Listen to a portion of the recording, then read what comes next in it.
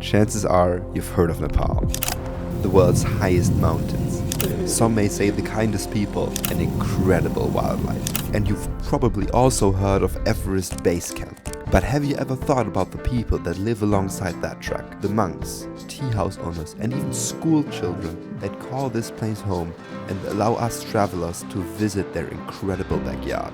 Well, I wanted to hear their stories, and I got myself some help. Together with my friend Victor and MG, our mountain guide, I spent 2 weeks on the base camp track and tried to meet as many locals as possible.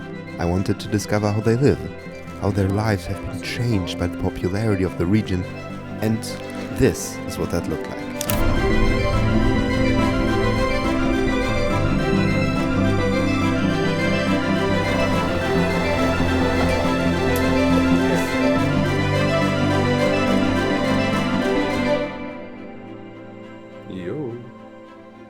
You are on camera.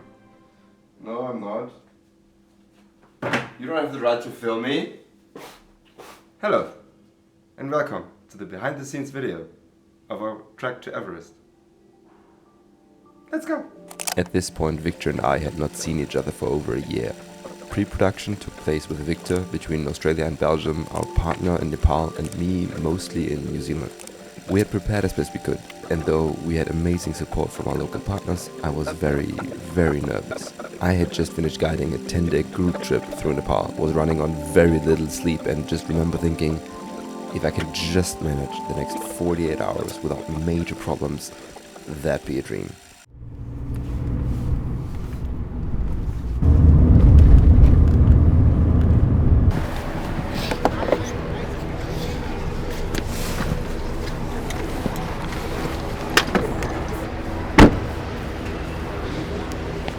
Der Rucksack fühlt sich sehr leicht an. Same. Aber es fehlt eigentlich nur die Kamera, oder?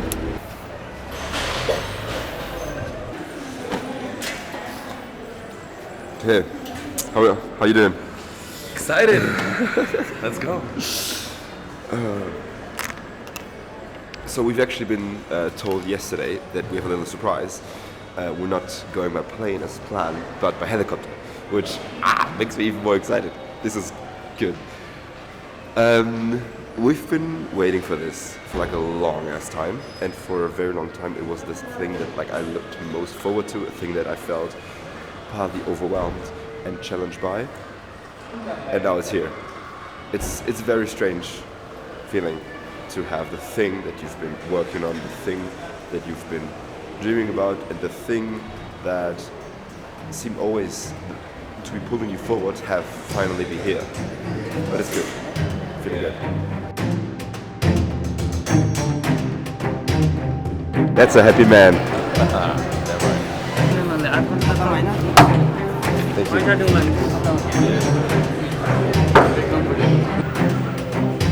I had found the bakery in Kathmandu that made the best banana bread ever. I had brought 15 slices with me and made it my personal side quest to make as many locals as possible try it. What are your thoughts? What do you think?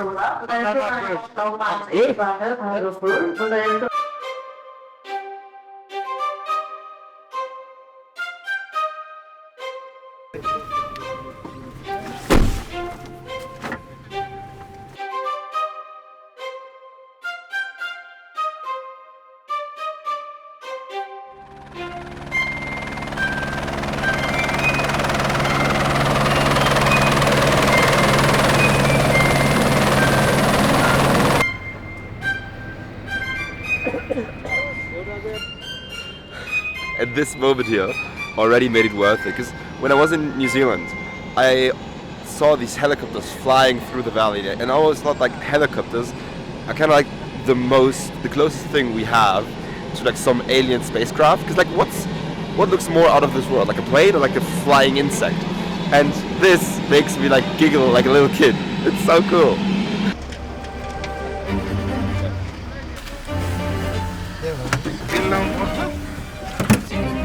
Yesterday.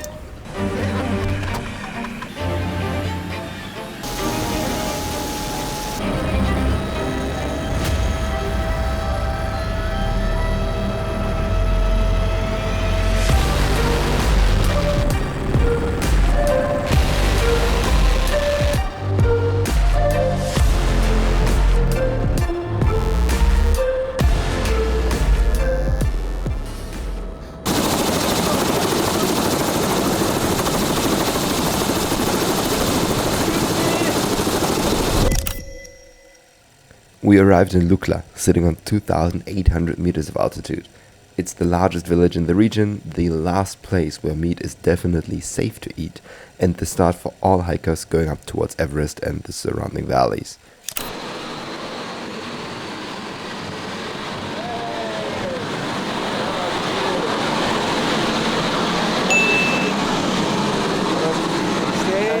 Welcome to Lukla. Welcome to Lukla.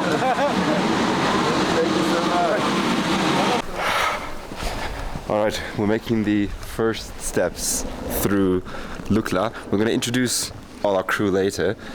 For now, we just make sure we have everything set up for the first stage of the journey. We'll take about 3 or 4 hours of walking today, so nothing crazy. But we'll see if everything works out the way we plan to. I'm just in the edit, and obviously I didn't introduce the entire crew, so let me do that rather quickly. This is Shristi. He founded Mountain Routes, the company that MG works for. He founded it initially to host volunteers that came to Nepal and connect them with social and environmental volunteering projects. He wanted to give people an opportunity to visit Nepal on a low budget and also get to know the real country, the real people, and help out the local economy. At some point, these volunteers kept asking, hey, can you give us treks? Can you also host us and show us the mountains? And out of that demand grew the trekking company that Mountain Routes is today. MG started in operations, handling the guests, and then started, guiding people up the mountains. The last member of our expedition is Santos. He was our porter and absolutely essential. He carried all the stuff that we didn't need during the day. So we carried our camera gear, our food, water, etc. And he carried all our clothes that we didn't need and brought them from tea house to tea house for us. And as you can see here, also assisted us with filming every once in a while. These three were absolutely amazing. We felt so comfortable with them, and it was a pleasure. Back to the video. We look to the mountains. We don't care if it's only a dream. Nothing is really what it seems anyway. Now little by little, in the twilight's gentle flow, in the dance of fading light we grow.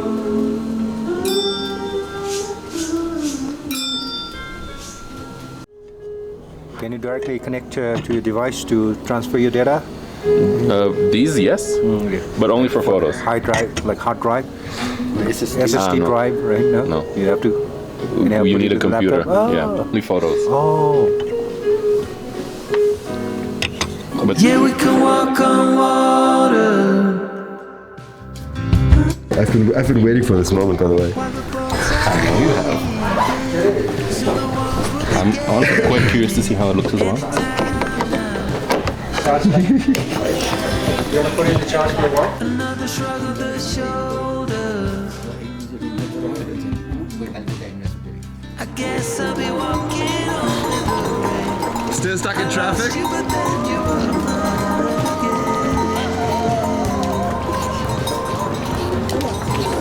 Just like the wind and the fire. Wind and the fire. We can go ahead and film them from the front. Okay. Because what's really important is to keep in mind that you always see the faces. Ah, yeah. We forget about everything, every true remarkable thing. No wonder we lost. A gold figure, a coin toss. You say you're tired, so am I. But without you, I'm lost. So lost. After a day that started at 6 a.m. in Kathmandu, we arrived in Veithen in the evening, sitting on 2,500 meters, dropped our backpacks at the tea house and strolled around the small mountain village. I was in awe, yes, but to be honest, I was mostly glad that everything had gone so smoothly as it did. We were here, finally, on the base camp track, with our cameras, our guide, on the ground. Not planning the thing, not thinking about the thing, not worrying about the thing, but finally doing the thing.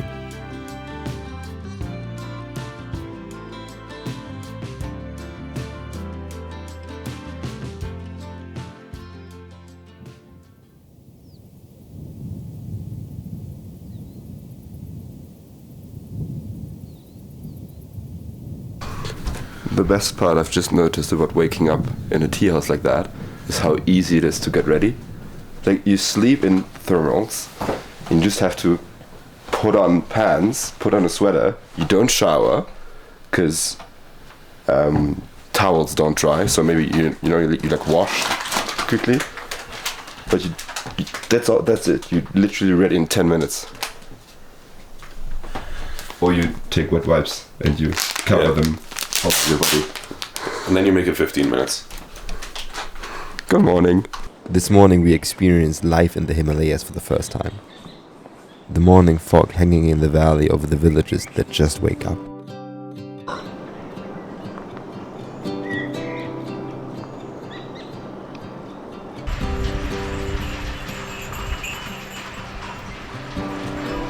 Kids hurrying to class in the early hours. Herds of mules carrying goods and construction materials up the mountain.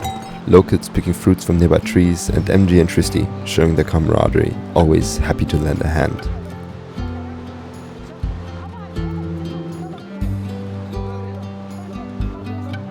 And of course this, one of the most incredible things that I have ever seen.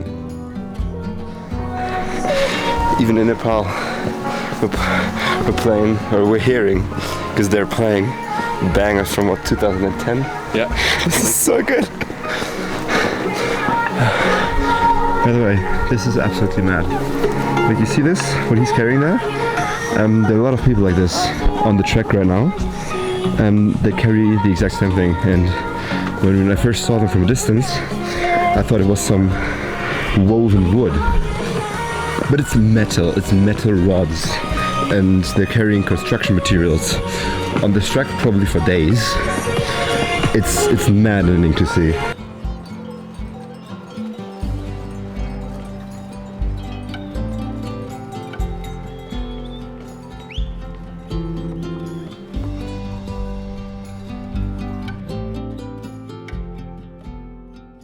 Did you like it? I'll just...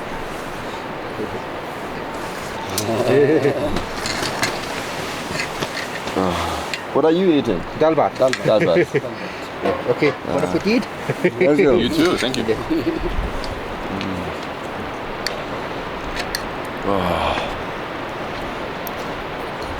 Food is good.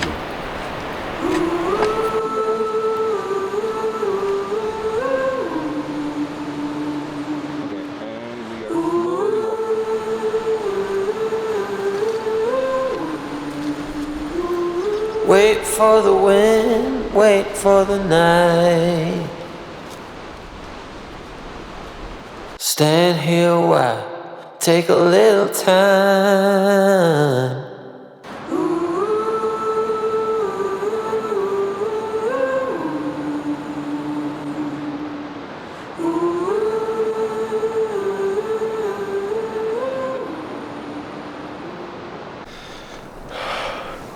Slow and steady.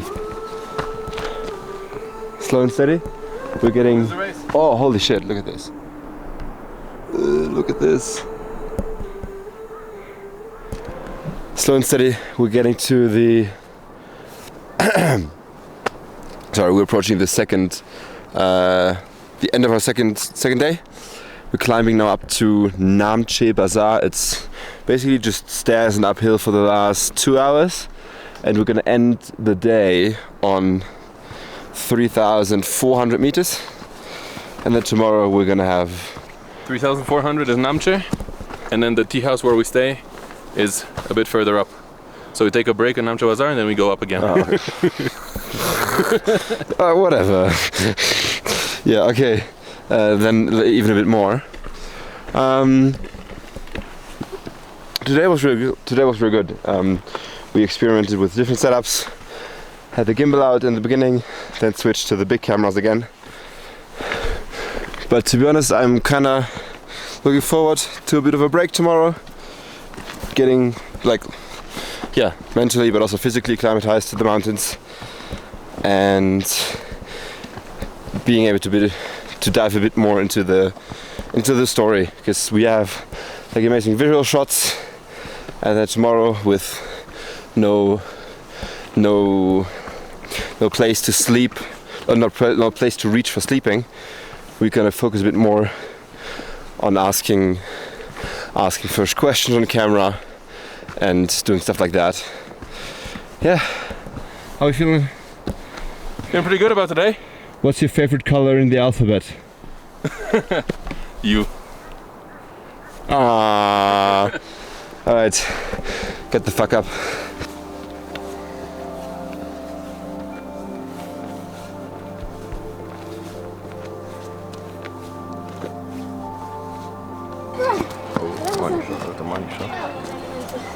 Pass auf.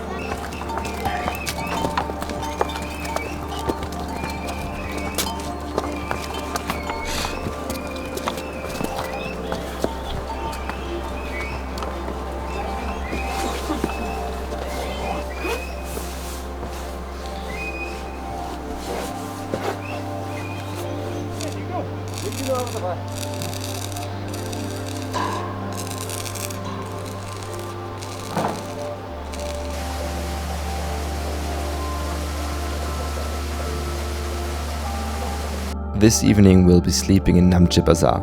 It's the largest settlement along the base camp track. It's been a trading hub for a long time, but before tourists came it was mostly populated with farmers. There was no sewage system, no reliable electricity, no hospital. Today, almost everyone here lives from tourism.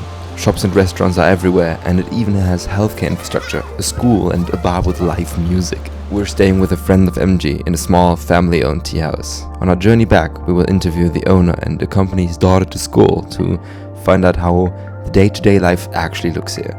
We're sleeping on 3,500 meters, and tomorrow we have an acclimatization day to get used to the altitude. We also have an interview planned with someone who supports the cleanup efforts up here, and I'm super excited for that.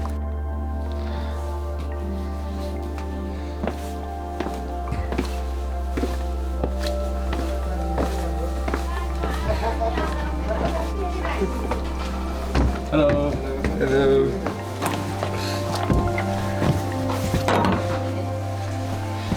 Danke.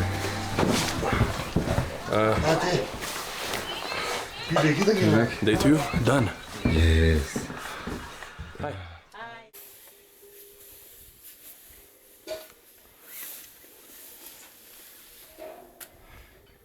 I think he's on his phone. And that doesn't look cool.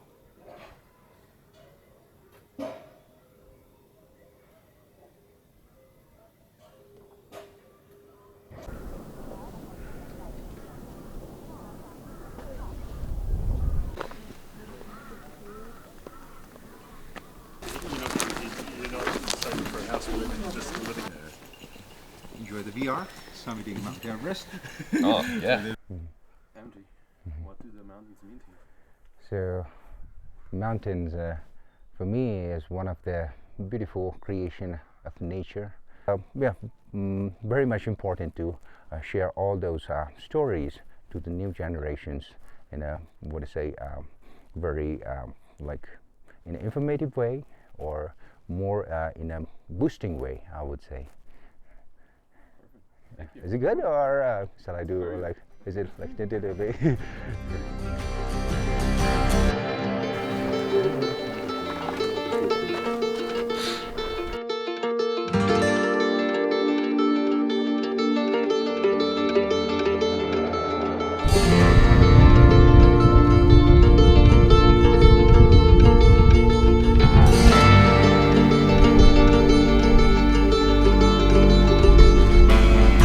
This is Mount Everest.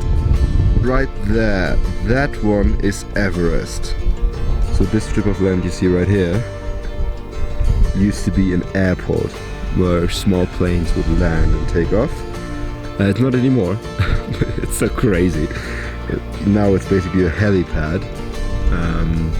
But this is the landscape that planes would kind of fly into, which is absolutely mental.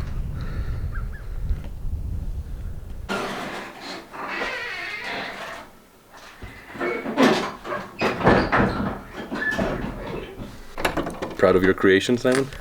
Yes, how was your dump? Spicy food helps. Gross. I shit flowers every time, personally. We're up here to meet Tommy. He moved to Nepal at 45 years old after leaving his old life in Sweden behind. He has now made it his mission to help clean up Everest and the surrounding region. And from what I know, he has a very creative and unique approach to it. I came to this valley in 1985 and I came back as a visitor, climber, hiker many times. And got a lot of relationships up here with locals and families. And then I decided in 2015 to move here full time. But actually to retire, not to work. And this is not really work to me. This is my passion because I made a choice to live here. So I also want to be involved in doing something that is beneficial for the region long term. And 15 of them worked in a workshop for about 2.5 months, and they made 28 art pieces from the waste. And then they had an exhibition in Kathmandu and to Sweden. And then I invited 150 of my rich, wealthy friends and talked about Everest and Nepal and waste, and we showed them these art pieces. And that, of course, is a bit of a challenge because you have to bring those things from Kathmandu, you have to make them, and then. So we try to both combine the waste management kind of awareness with promotion. So we just interviewed the co-founder of a sustainability initiative, Sagramanta Next. Without the end, Saramata. Sagramata Next. That has made it its mission to fight the pollution that is on Everest. And the interview with him was honestly one of my highlights of this trip so far, for several reasons. But the main one is that he presented an incredibly positive vision of his mission and of Everest and of the trash situation here. In popular media, you often see headlines that Everest is, like the world's highest garbage dump, and how. Oh, thank you so much. Oh, I think that's with honey, no? Ah, that's with honey. That's ginger. No, just tea. That's just. Okay. Okay. And it is portrayed as this really incredibly bad situation, and it used to be back in the day, but that's 25 years ago. And he basically told us the vision that the media portrays of trash on Everest is 25 years outdated. And he talked about all the amazing work that the Nepali people, in collaboration with partners, are doing to clean up this mountain. And in a world where we get so much shit and so many shitty news, this made me so happy, because this also allows us in this documentary to tell a positive story, because we didn't know what we were going to find in respect to that, if it would be as bad as we thought it would be, or if it would have been better. And I'm really glad to see that we will be able to, tell a positive and tell a hopeful story. So, yeah, and he was also a very inspiring person. I would have loved to chat more with him, but yeah, this was definitely one of the highlights so far. It just gave me energy, and this is cool. Me too.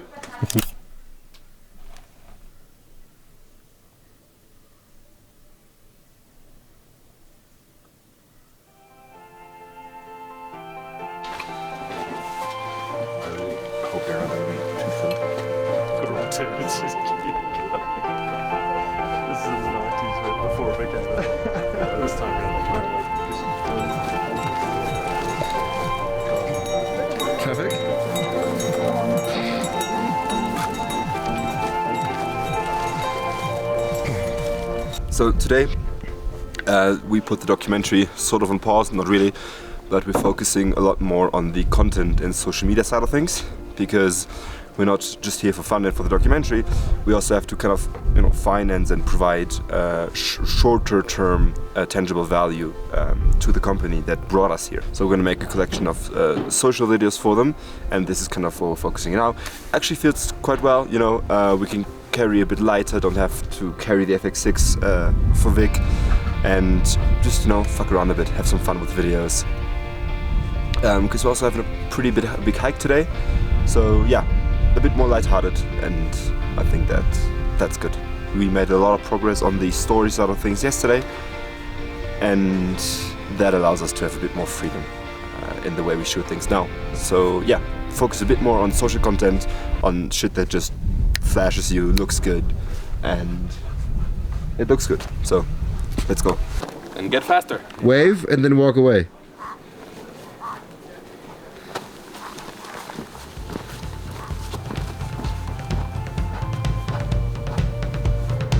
And now turn around, raise your arms and go, woo! Woo! Okay, so how do I do this? Okay. How do I put my arms?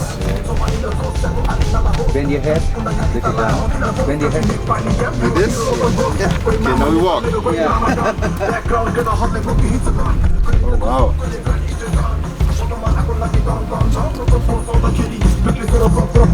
We are nearly at the halfway point of the uphill.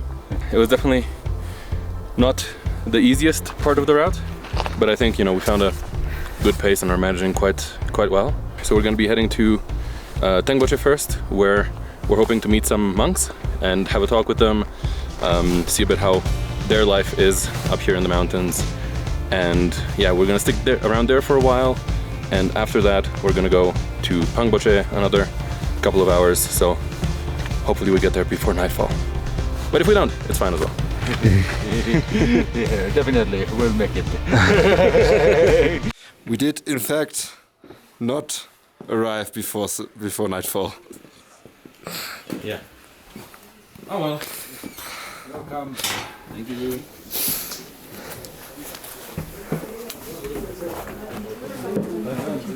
We might have arrived after dark, but not without good reason. After hiking uphill for hours, we reached Tengboche Monastery, sitting on 3,860 meters, and we would get our first chance to interview a Buddhist monk.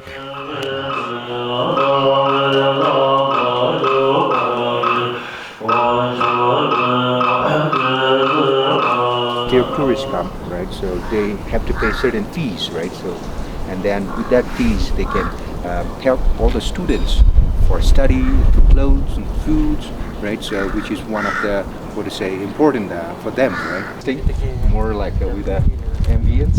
So that's why he wants to be here. Okay. And for them, right? So food, like what to say, garments, the salary to the.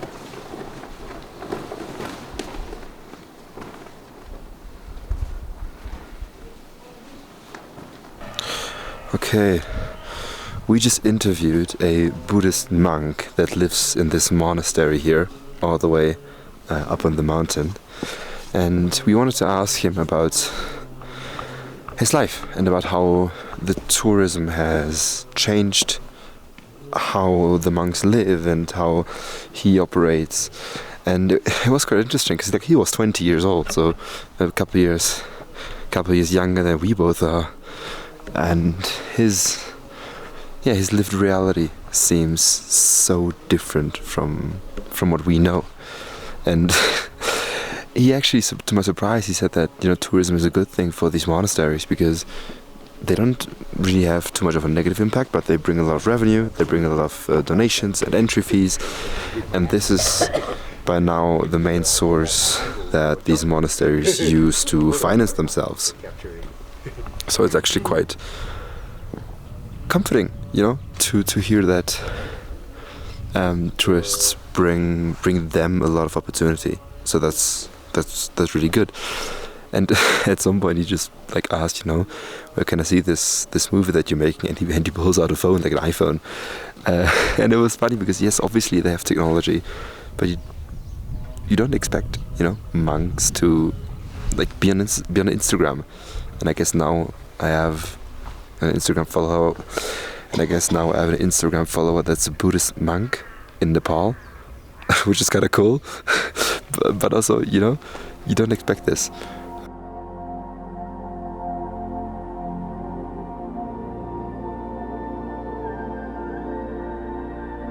After the interview, we walked through incredible landscapes under the setting sun, and for the 1000th time in 4 days, I just couldn't believe that we were actually doing it, that we were actually here, seeing the things we were seeing, doing the things we were doing, and speaking to the people we were speaking to. It was a dream come true, and I just thought, damn, these are the moments that I will look back on when I'm old and grey. Like this is it. These are the golden days.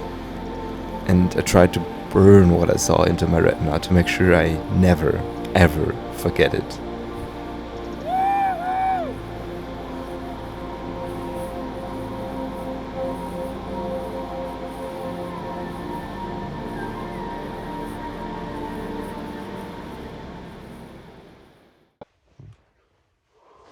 Oh, dude, you can actually see this. I'm a dragon.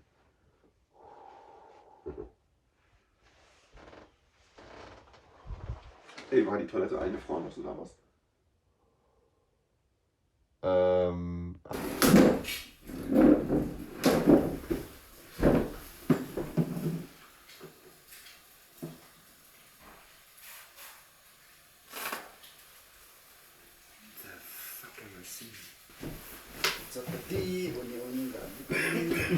Perfect, thank you very much.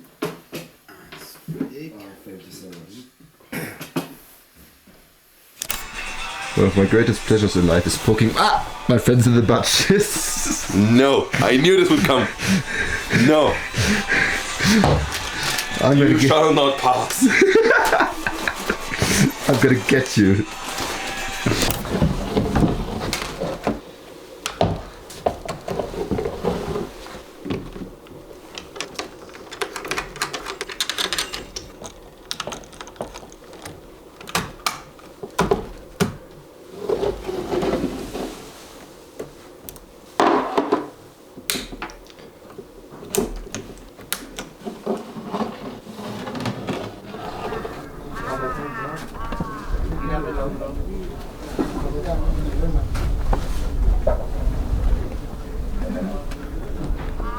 Today we woke up on 3,900 meters, highest we've slept so far. I think we're dealing with the altitude quite okay, and we've now made our way to a Buddhist monastery to speak to another monk, to a lama, which is something like the head of a monastery, a bit of an older monk who performs rituals and who may be able to give us a bit of a deeper insight into the life of the monks here and how life has changed in the past couple of decades.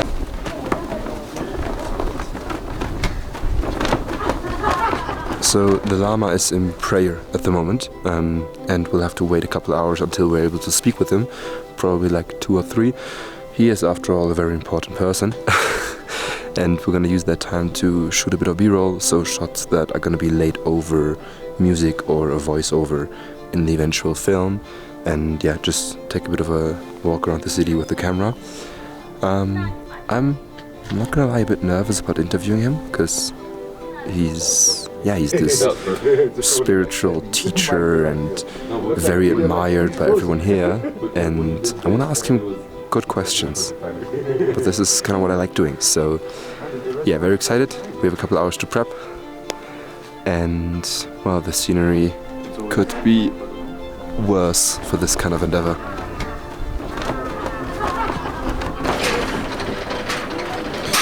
So in order to speak with the Lama, we actually have to make a donation.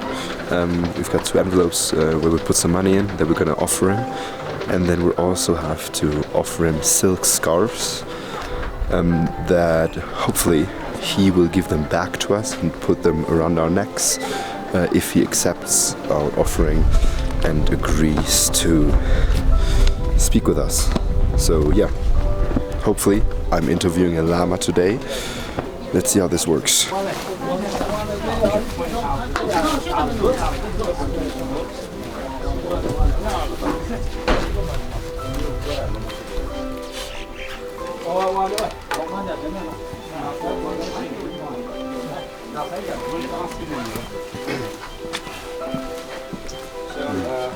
They just want to know, right? So, what you really want to know.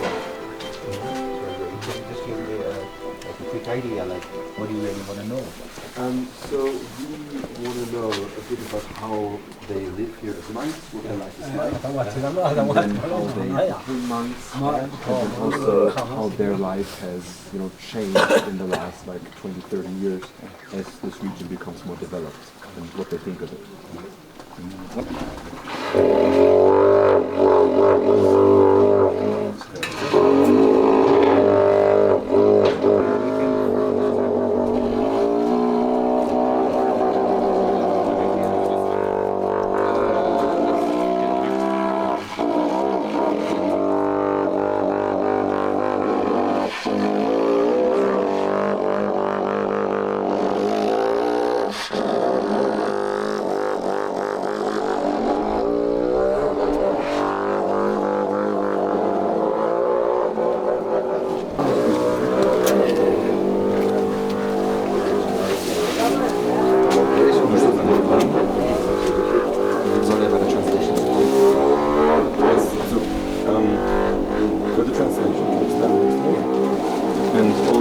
Translate towards me.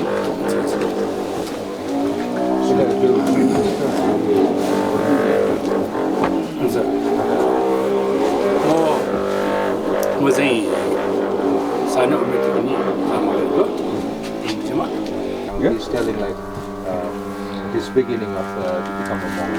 So can you just put me some questions so that I can just make it quickly. Could she tell us a bit about herself? त्यस्तो गर्नुपर्छ यो त हामीले भनेको मैले त अब खाता चाहिँ लाउनु सकिनँ Thank you very much. Okay, thank you. Thank you. So yeah, you can introduce where you are from. So we just had an interview with Lama from Tengboche, but we're at the Pangboche Monastery. And I just want to give a quick tip about interview questions and how to ask them, because while the Lama was talking and I was holding the camera, I was thinking, and a question came to mind.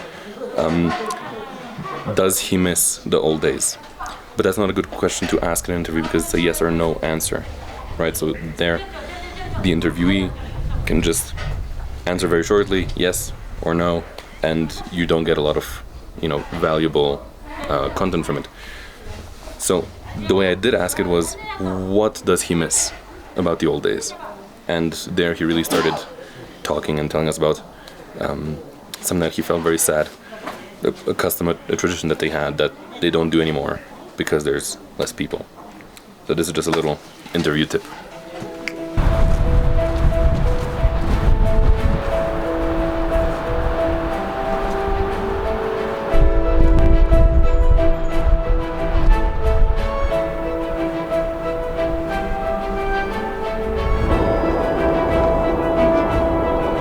Not gonna lie to you, this is not easy. We're currently on day 5, going from Pangboche to Dingboche. Day 4 was really the hardest so far, to put it lightly. And yeah, we're past 4,000 meters. The altitude headaches have started kicking in. Today was also the first day on Diamox, so let's see how that's going. But yeah, we have a couple more hours until we reach. Again, hopefully before the sun sets, because we took quite some time this morning to film at the monastery, to wait for the Lama, film the monks, and all of that stuff.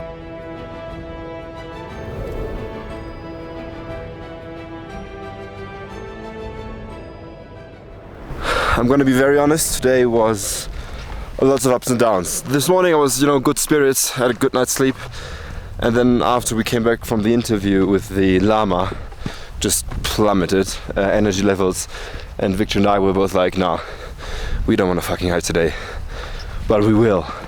And then, I don't know, like half an hour in, we notice little wind, good sun, and finally, we got like clearly above the tree line. And entered like a really alpine environment, and that felt like a real reward, because yeah, it's just a change in scenery and you get completely different views. It's mental. I mean, you've seen it. And now for the last, I don't know, 2 hours, I've just been in really good spirits. This day is about to be good, or is good, and we're about to finish strong.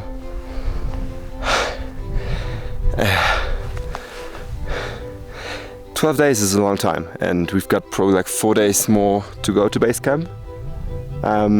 Victor and I both are noticing that, yeah, it starts to get to you, but if you have days like this, it kind of recharges your battery, so we'll keep on going.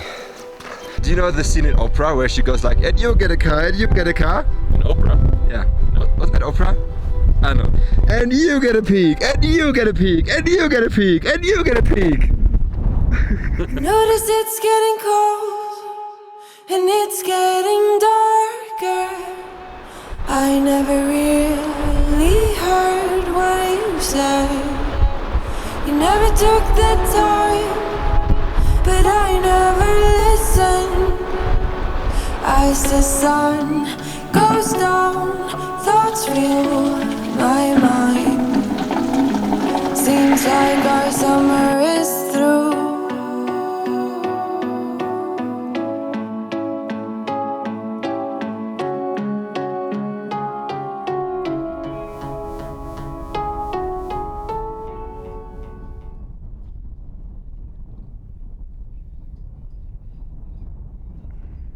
Yo, I gotta show you something. Whoa! Whoa! Whoa! Whoa!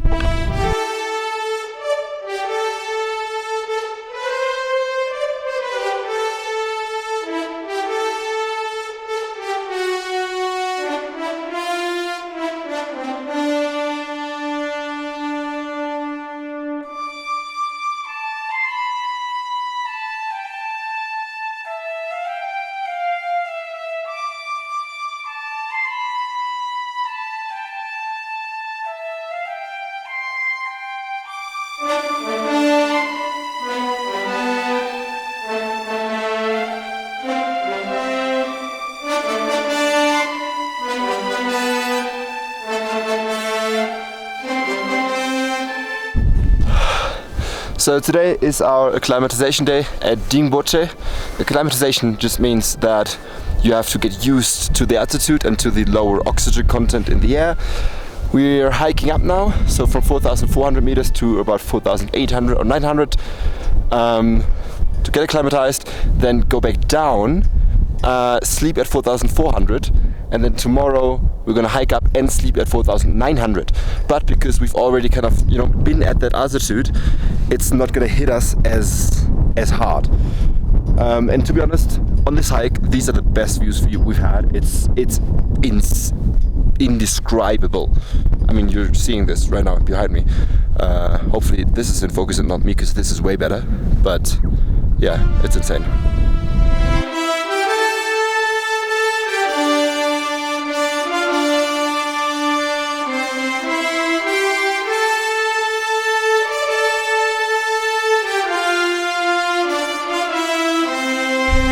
I found the first snow.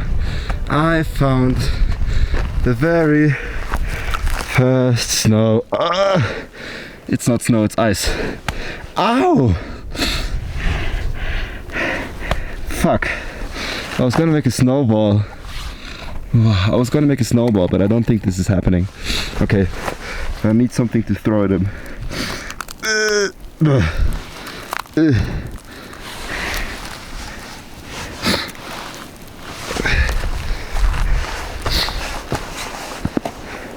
I have the power!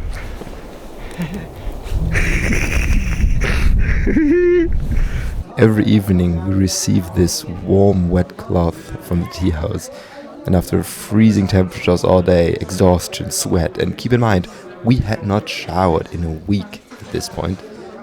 This right here felt like heaven. Spring roll. Yeah, spring roll. It's supposed to eat. Oh, let's put some sauce. Oh yeah, thanks. Thank you. Thank you, MG.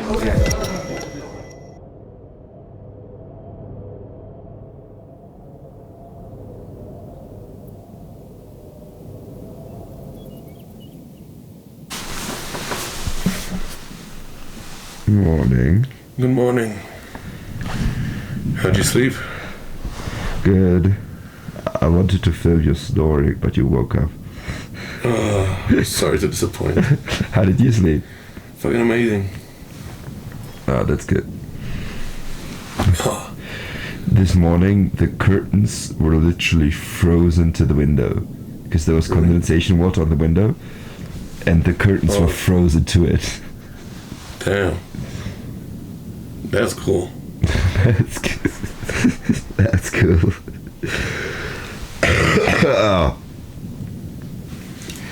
Second to last day of going up.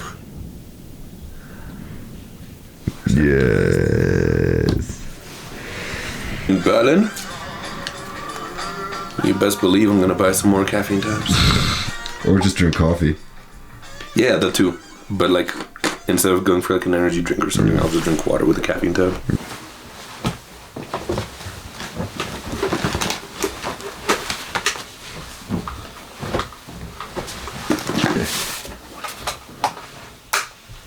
Yeah, we're fine.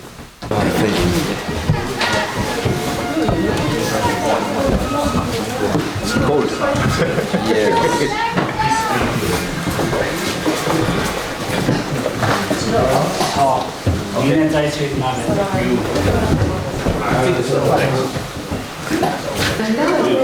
Also gestern hatte ich schon ein bisschen Schwierigkeiten zu atmen. Beim Hochlaufen.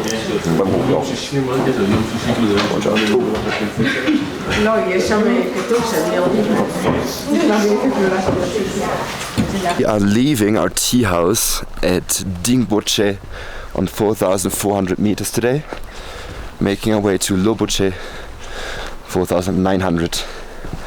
This is for the both of us the highest we've ever gotten.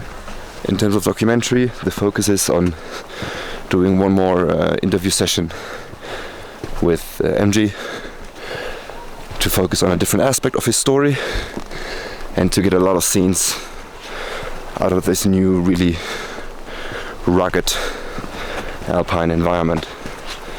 The walk is going to be about 5 hours, I think.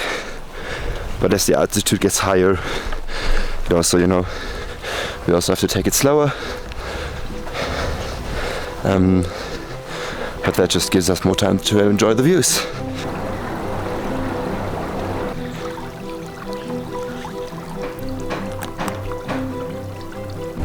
Victor, how are you feeling? Very good today, very good. Ready to head to Lobuche? Absolutely. Good energy. Simon? Very good. Very good. Yeah. Beautiful day, quite fresh. But hey, what do you expect? Spirits are high, smiles are there. Absolutely. We're good to go. Santos, how are we doing today? Good. Doing good? Good sleep? Yes. Nice.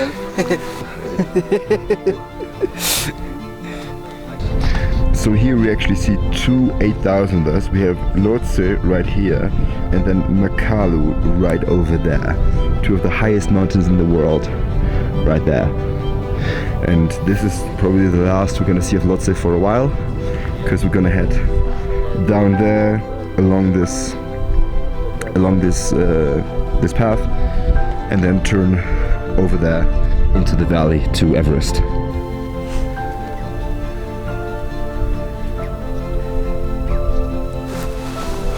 Sick ass shot. Yeah? Now I'm gonna try to get a bit closer. See if I can get like a nice close up of the axe. Alright. You see, for something like this, lens with more reach would be very nice. But hey, you gotta work with what you have, right? And if you had one with more reach, what would be the downside? It's heavy, like really heavy, and you can only use it for super specific things. Like I'm thinking, you know, a 60 to 600. It's a huge lens, but it's amazing for wildlife.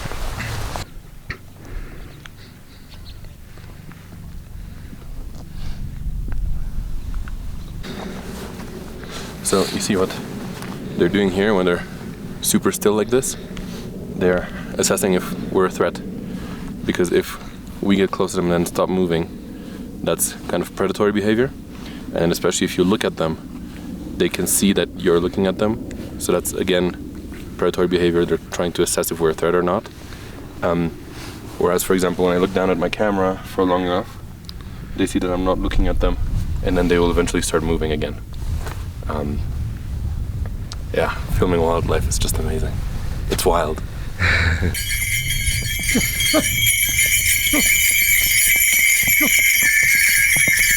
We discovered the sound effect from Dune. Check this out. The floor is vibrating. Wait, I'm gonna come closer. Are you calling a sandworm? I'm calling a mountain worm. Okay, in the interview with Tommy from Sagarmatha Next, he told us that, you know, the Everest Trail is much cleaner than it was 25 years ago. And I was very surprised how clean it is. And it's because people have actually been putting a lot of effort into making it clean. And so the media says, you know, Everest is a pile of trash. It's not true, and largely thanks to these babies. Basically trash bins that are planted all along the route, like probably like hundreds of these. Where people throw away their trash, and then there's an organization called the SPCC. They get out the trash and make sure that it gets, you know, off the mountains and recycled. So these are a big part of why Everest has become, yeah, so much cleaner, and why it is much better than, you know, you see always in the media when once a year these images pop up. So throw away your trash here.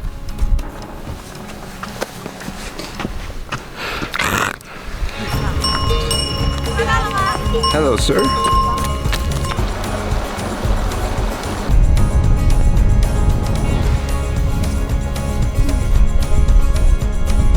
Back.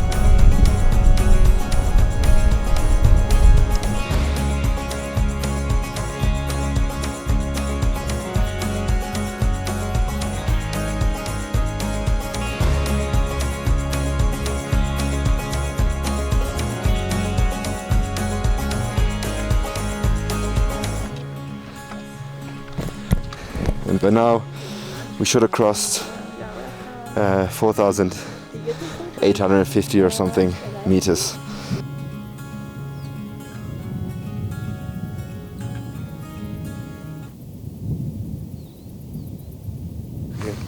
Are you eating worms? Yeah.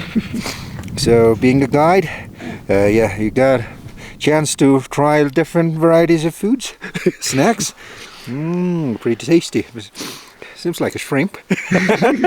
This is perfect for dalbat. Yeah, perfect for dalbat. Seasoning. You want some? No.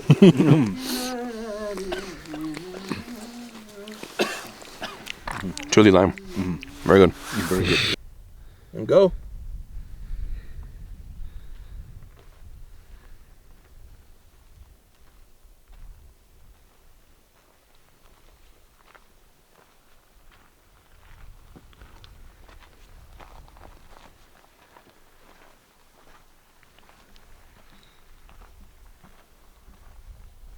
Yeah, much better.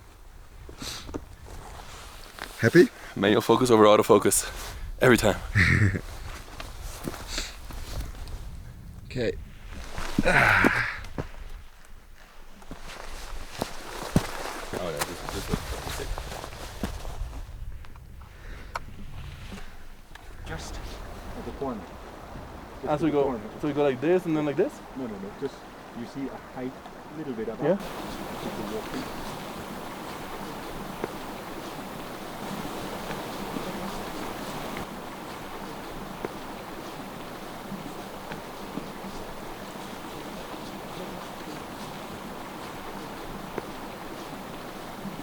He's really bad at taking photos. I really have no idea what I'm doing. With the camera. All right.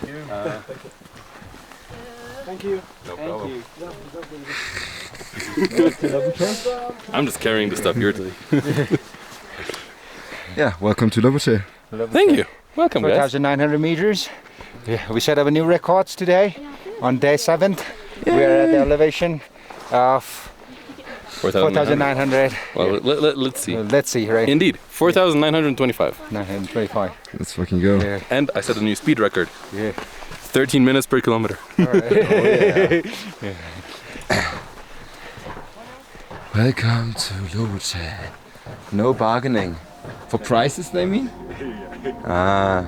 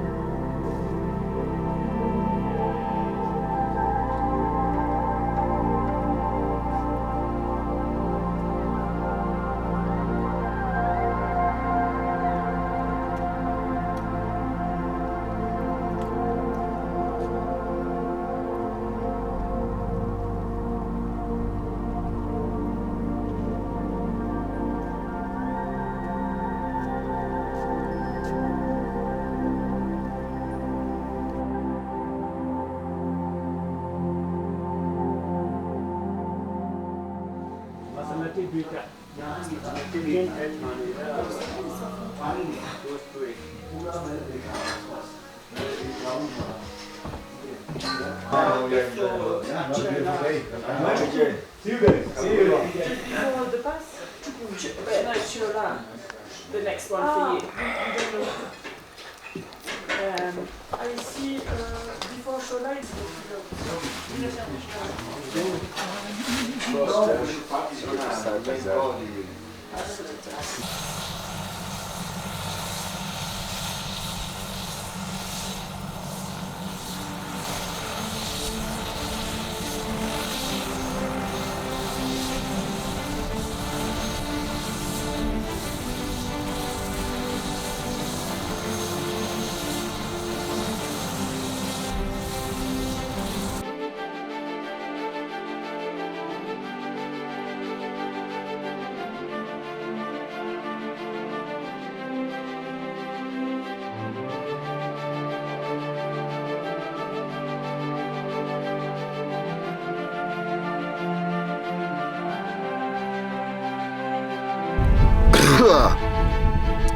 we woke up this morning in Lobuche, which is not really a settlement but just a collection of tea houses.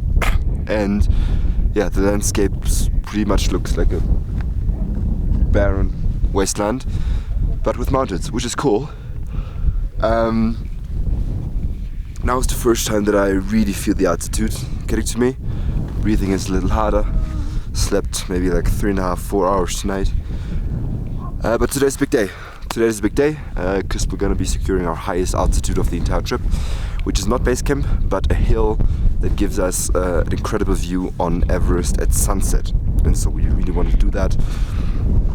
Normally, kind of everyone makes it to base camp, and then our guide said maybe 1/5 of people do this hill afterwards.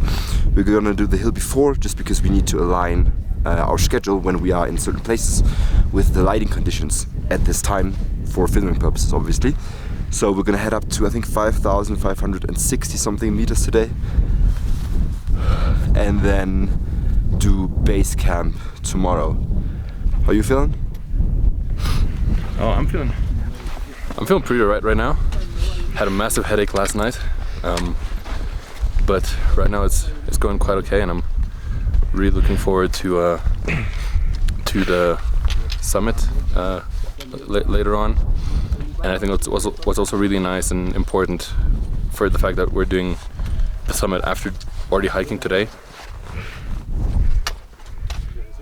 is the fact that we have like 3-4 hours of rest in between. So I'm actually kind of considering taking a nap during those hours just to be in top shape when we go up. But let's see, there's also other things that we still need to do.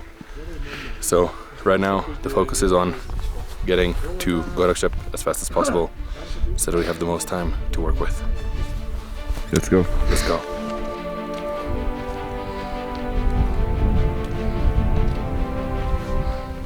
So this right there, this icy U shape, is called Lola Pass, and essentially everything behind there is Tibet or China. So the mountain you see there behind, that is already in Tibet.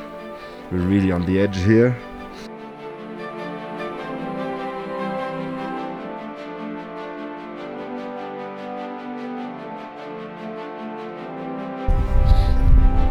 We can actually see Everest, like right here somewhere. A little bit, the little peak hiding, sticking out there behind. That's Everest. Haven't seen this bro in a couple of days, so now we're back.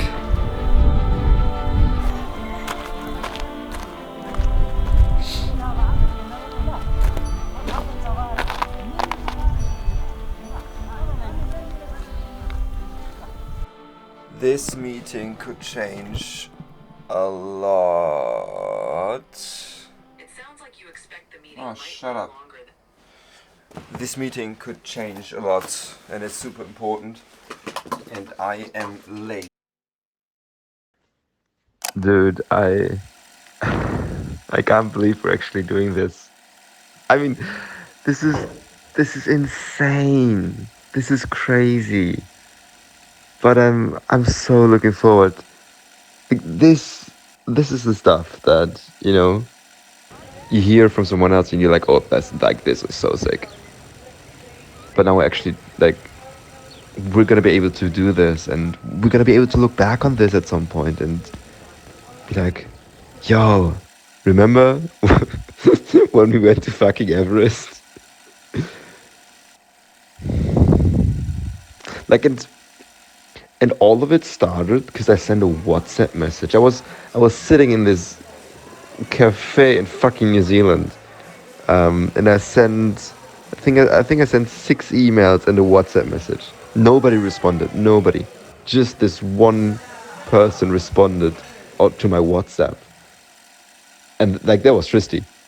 And now we're here just because I was like, yeah, let's see what happens. Wouldn't it be cool if? And then I just did that. It's wild how much can come from just doing a little thing like that.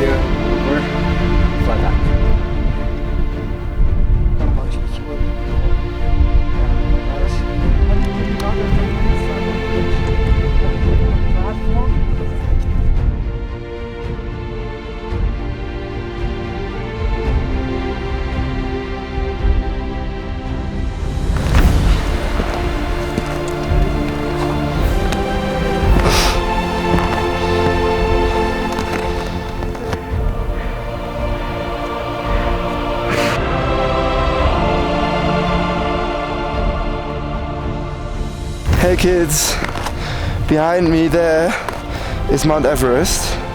I'm hiking at 5,550 meters in Nepal in the Himalayas. And this is, oh shit, I'm zooming. Oh shit. Oh shit. This is one of the coolest things I've ever seen. This journey, this trip is the culmination of over 400 days away from home for me. And I hope that I've learned a lot of things that I can pass on to you during this time. For now, I've got about 50 meters more to hike up, and then we're gonna watch the sun set on the highest mountain in the world, and I hope I survive the way down to tell you this story one day. Bye bye.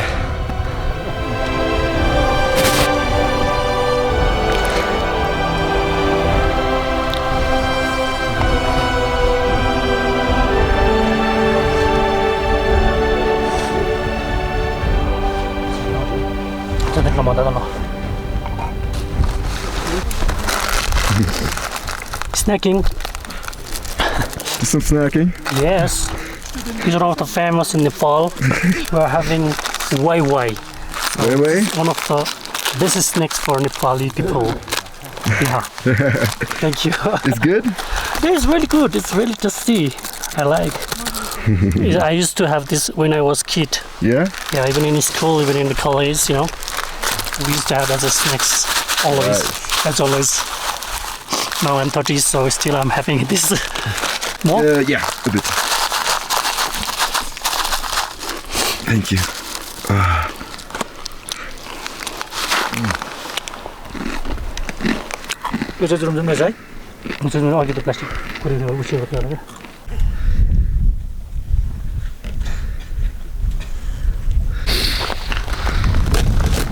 Let's get down. Holy shit, we fucking did it. Okay, let me do that again without swearing. Holy shit, we did it. Because shit is not a swear word. Funny man. Shit is what I have to do. Okay, too much information. But this was amazing. This was so cool. What do you think, Simon? Holy fuck. Boss, it's freakishly cold. Oh, this was awesome. We just saw the sunset on... Oh, thank you. Sunset on Mount Everest. Not only that, but we also reached the highest point of the entire trip, which means everything from here on out, namely base camp, should be fine. We got the shots that we wanted. It was... Yeah, it was just insane. It was insanely beautiful. Very exhausting.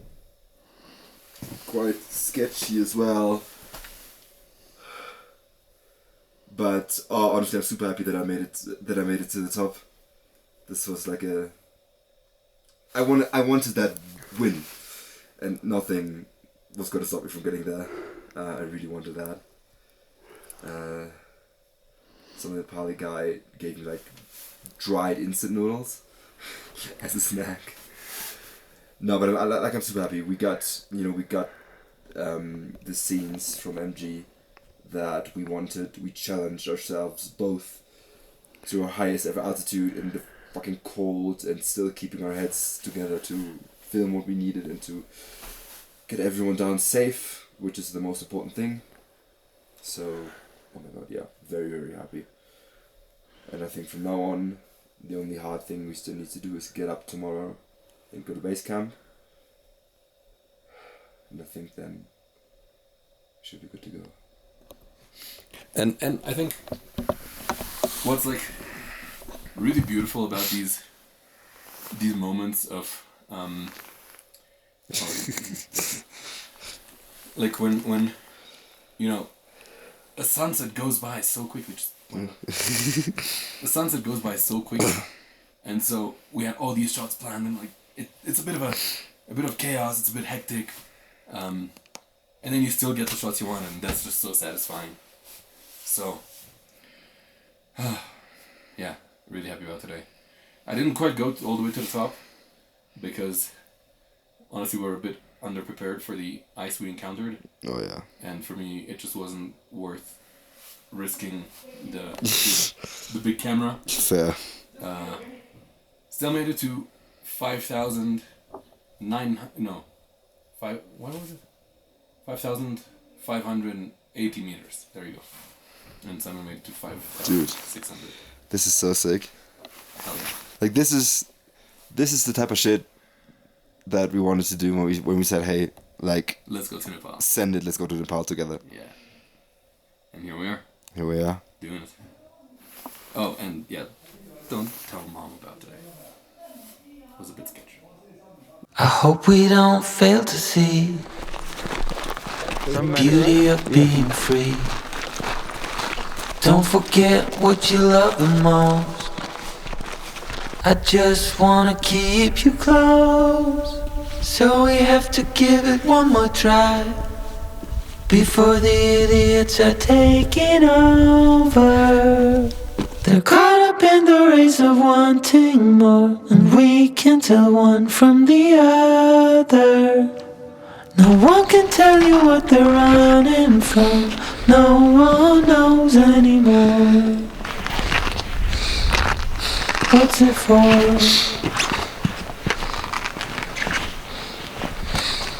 Made it to the base camp. Sorry? Almost. Base camp. For the things that really matter. Oh, you have to give it one more try. Now that the idiots are taking over. So, yeah, we are now at Everest Base Camp.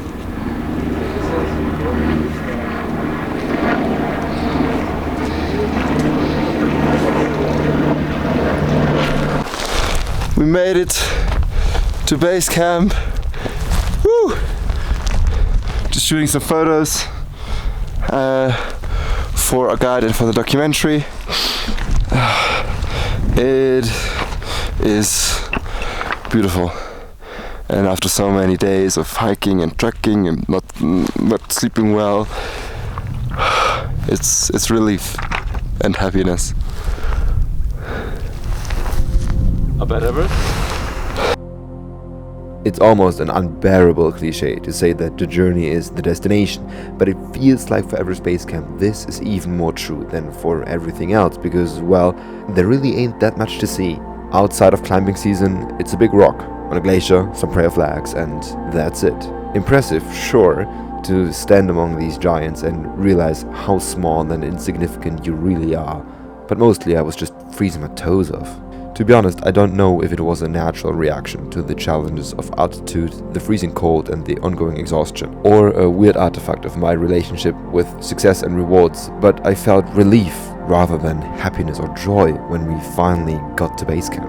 In the end, the journey really did feel more significant than the destination. What Victor and I learned about each other, how we learned to work together and still enjoy the small moments, how we met the locals along the way, learned from Tommy, the monks, from MG, and from the calm and just blissful energy that inhabits this valley. All of this felt more important than standing on a rock at the end. But I guess that's alright. Sometimes you just need a goal that's appealing enough to get you to make the journey, even if you know from the start that the real takeaway isn't where you end up, but who you'll become.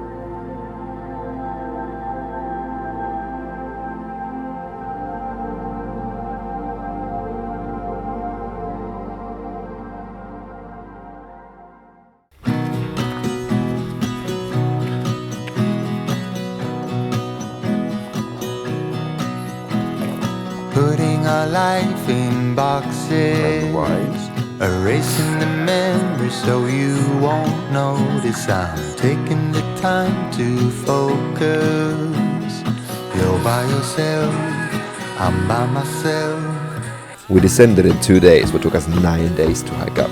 Exhausted, cold, hungry for different food, but occasionally happy we got to see familiar sights in a new light and soak in the beauty of Nepal one last time.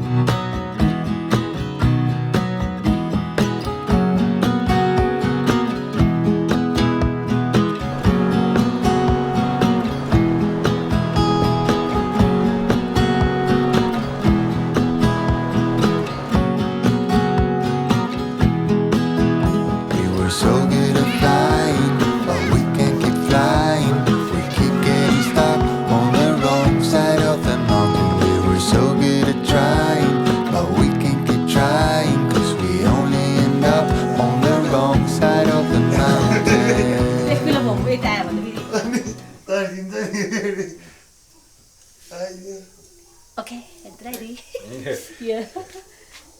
हजुर यस्तो हो एकपल्ट म यता आयो भने डराउँछु कि Thank you. His dad is a climber or expedition, so his first summit was in 1985. So most probably he was much more into like a climbing. So he summited the Mount Everest for the first time at 1985. Would you say you can make a good living from tourism? यो टुरिज्मले गर्दाखेरि तपाईको lifestyle अब अहिले त यो नाम्चेमा त सबै tourism छ नि त यो टुरिज्मले गर्दाखेरि तपाईले आफ्नो परिवारलाई पाल्न सक्नुहुन्छ कि सक्नु भएको छैन त अहिले सम्म सकेको छैन है हजुर किन भन्दा छैन बाहिर काम गर्नै पर्छ We slept again at the same family-owned tea house in Namche that we visited on our way up. And once again, we were welcomed with warmth, friendliness, and incredible food. When we left for our last day of hiking, we were given a white scarf called a kata. It symbolizes respect and goodwill and is given at births, funerals, weddings, religious occasions, and to hikers like us as a thank you and a blessing for what's about to come.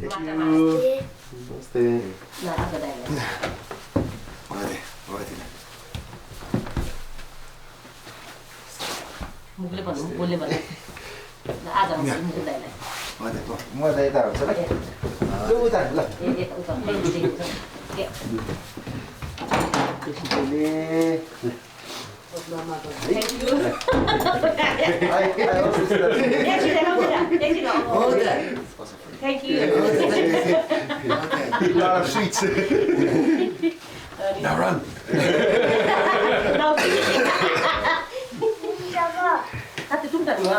Okay? Yeah. So yeah. Thank you very much. Okay, thank you. Thank you so much. I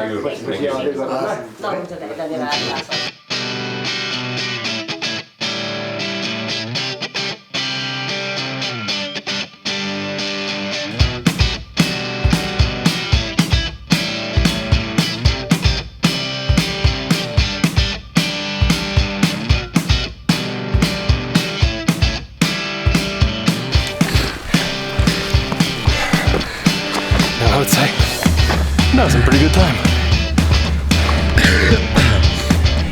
We made it.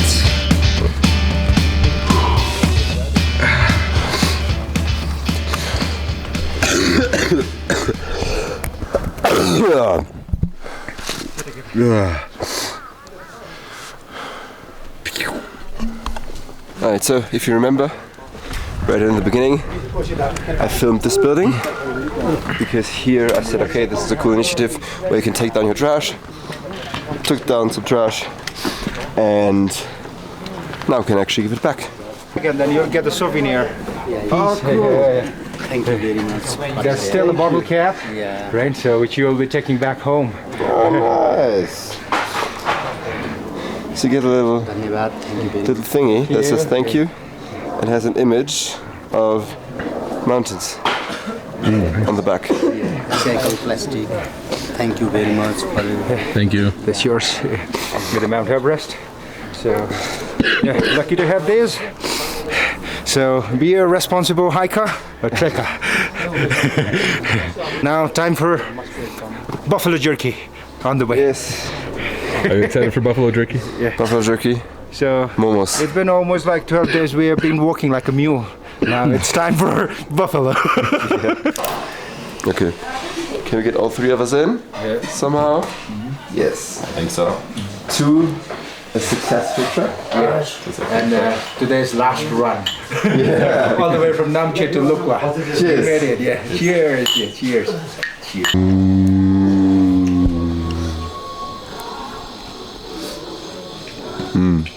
So this is our reward for finishing base camp. Buffalo jerky and rum. How's the buffalo jerky? It is amazing. Good with the beer. This is Nepali rum with hot water and honey. And supposedly, according to MG, it fixes my cold and cough. So we'll see.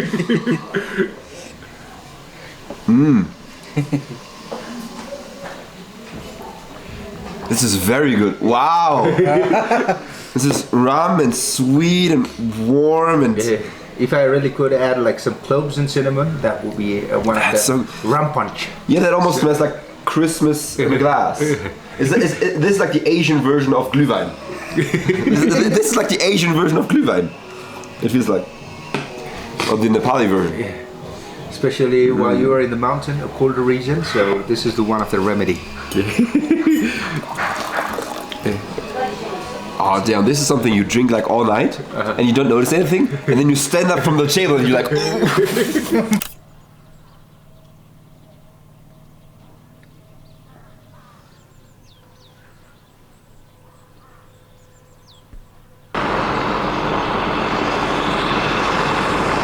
What time is it? We look to the mountains. We don't care if it's only a dream.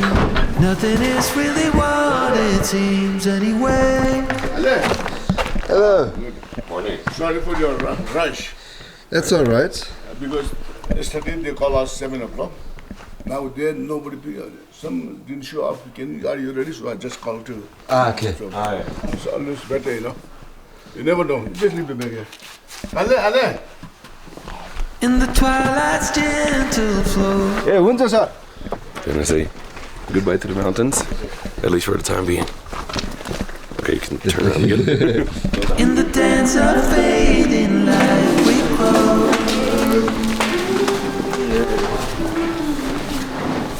And all of the warnings. There's a wall missing in our airport. Okay. Thank you. When you want to be loved by everyone, you get fooled by anyone so easily.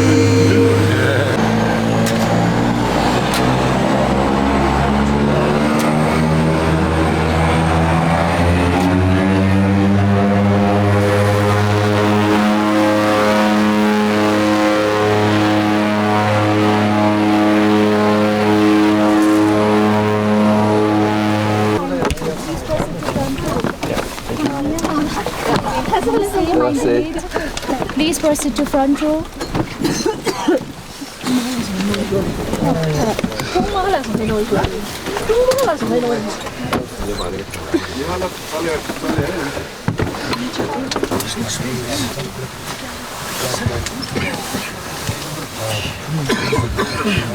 这骑马那个飞机就是讲电池的年代。